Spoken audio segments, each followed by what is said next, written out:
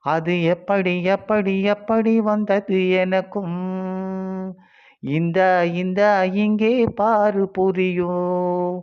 கண்ண வளைச்சி நெளிச்சு என்ன பாரு புரியும். சரோஜதேவ அம்மா ஒரு வார்த்தை சொல்லுவாங்க. அதுக்கு எம்ஜிஆர் சார் வந்து இதுக்கு ஒரு கொஸ்டின் அண்ட் ஆன்சர்ஸ் மாரி இருக்கும்.